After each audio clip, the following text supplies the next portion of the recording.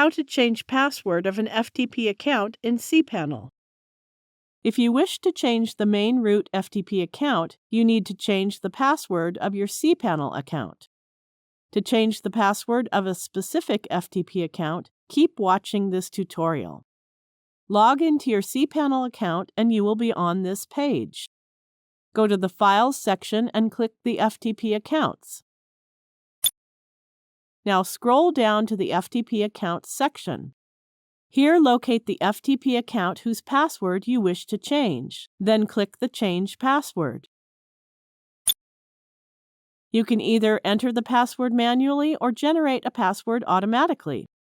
To generate a password, click the Password Generator button. Copy and save this generated password in a safe place. After saving the password, check this box and click the Use Password button. Click the Change Password button. Now you can access your FTP user account with your new password. Thank you for watching.